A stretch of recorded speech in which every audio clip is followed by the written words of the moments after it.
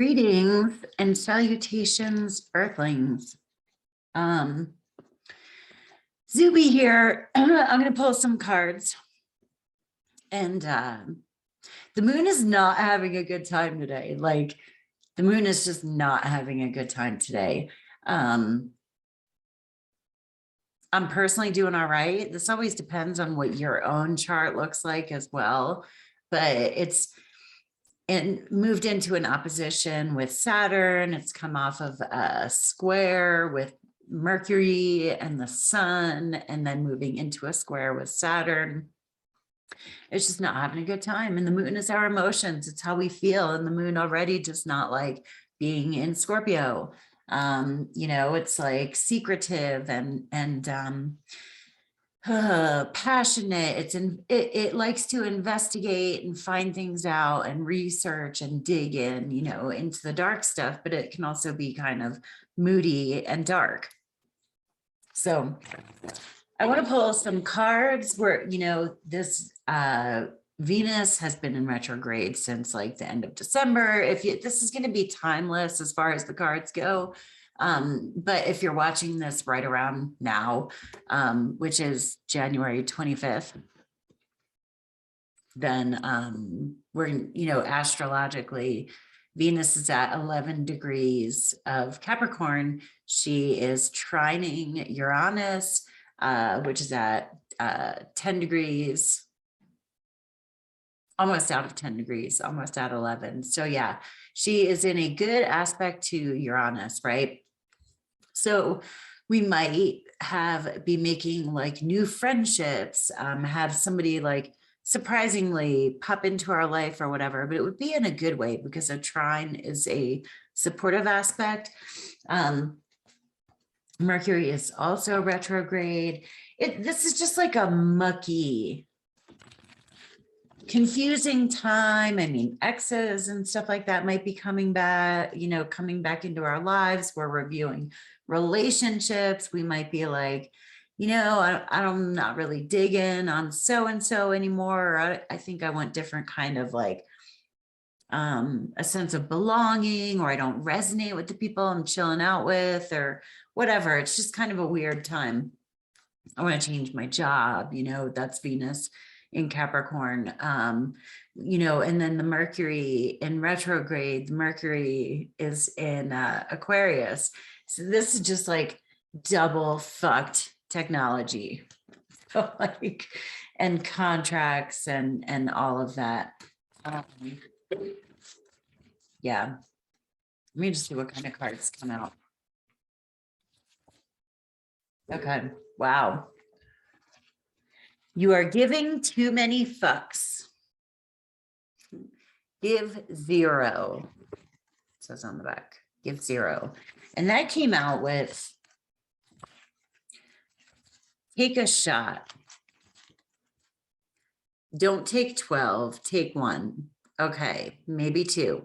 Move on.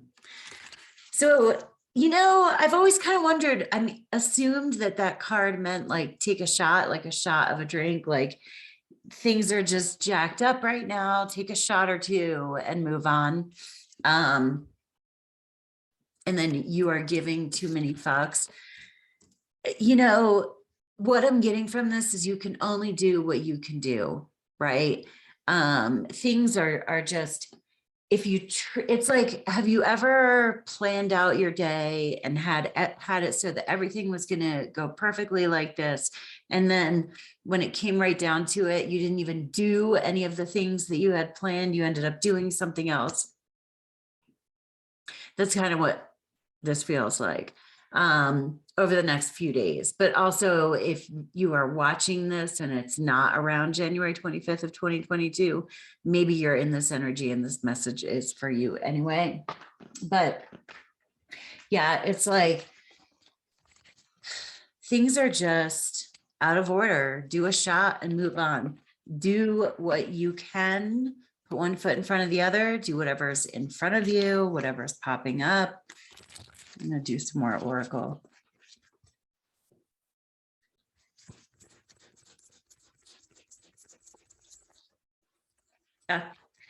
Nature.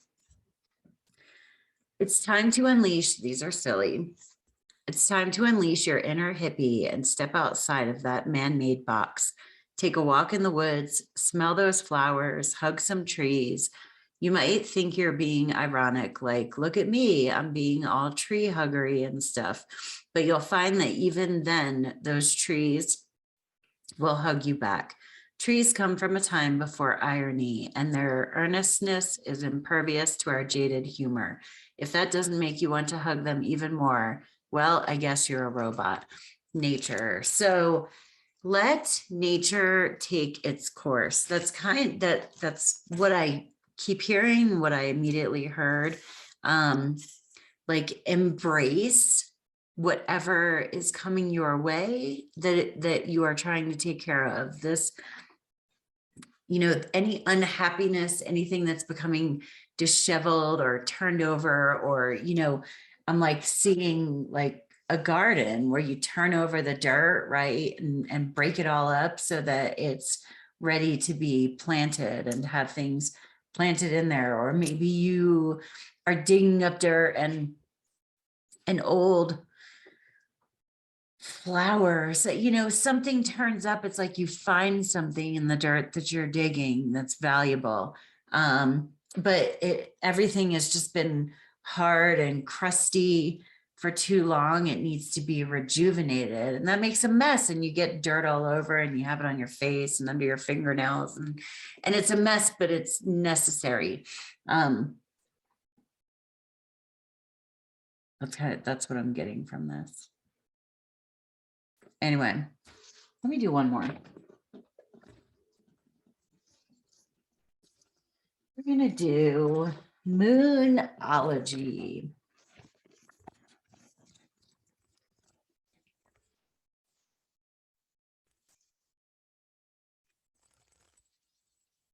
I really feel like we are being shown, especially because Venus is gonna, you know, her retrograde involved a conjunction with Pluto, and then Mercury is gonna retrograde back into a conjunction with Pluto, and Pluto is like the death rebirth cycle. So these retrogrades are pretty hefty. I mean, Pluto isn't necessarily a fun planet to deal with, but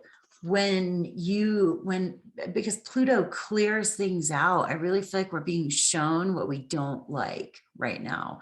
As far as Mercury, with like people that we communicate with, or the way that we think, or something like that, we're being shown what we don't like. And Venus, you know, is relationships and the things that we desire, and our finances and our work, right?